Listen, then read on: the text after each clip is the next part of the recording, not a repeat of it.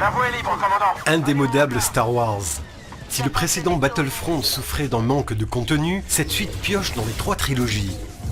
Est-ce qu'on va pour autant vivre l'expérience Star Wars ultime?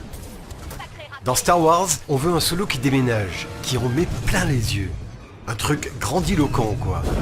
Le précédent Battlefront n'offrait pas de Solo, c'est maintenant chose faite. Vous y incarnez Iden Versio, une femme bien ancrée dans ses convictions qui commande l'escouade Inferno, une force d'élite de l'Empire. Mais la destruction de la seconde étoile de la mort va chambouler sa vision du conflit l'opposant à l'Alliance rebelle. On espère une histoire mêlée de doute et de rédemption, mais non. Comme avec Battlefield, le studio DICE montre encore une fois que la narration n'est pas son truc. 5 heures plus tard, on en a fait le tour. Avec pour seul cadeau une amorce possible de spoil sur un personnage de la nouvelle saga cinématographique. Comment vas-tu, Del?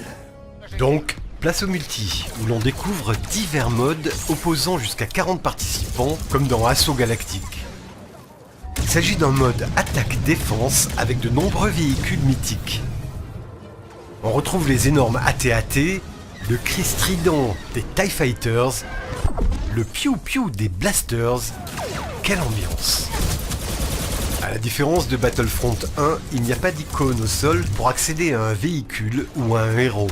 Il faut faire grimper son score en cours de partie pour payer en points chèrement acquis le droit d'en prendre le contrôle. Fini les honteux campeurs. On trouve aussi des affrontements de héros de toutes les époques en 4 contre 4, des batailles à objectifs sans véhicule ou de simples escarmouches de type match à mort en équipe. Quant aux fans des batailles spatiales, ils ont leur mode dédié, nommé Combats Spatiaux, qui oppose 2 équipes de joueurs et des IA au cours d'affrontements épiques. C'est bordélique, il faut le reconnaître, mais ça décoiffe. À la sortie du jeu, EA a décidé de suspendre les microtransactions qui déséquilibraient trop les parties.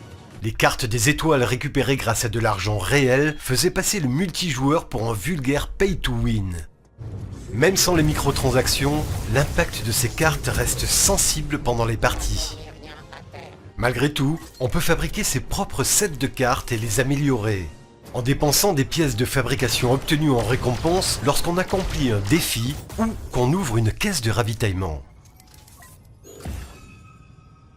Et puis quand même, l'univers fantastique de Star Wars et une réalisation technique hors pair vont accrocher les fans à coup sûr. Le pari est en partie réussi. Verdict, 4 étoiles sur 5. Malgré un solo très moyen et des déséquilibres agaçants en multi, ce Battlefront 2 dispose d'un contenu varié traversant les trilogies. Le fanservice est assuré et il est difficile de ne pas apprécier le grand spectacle offert.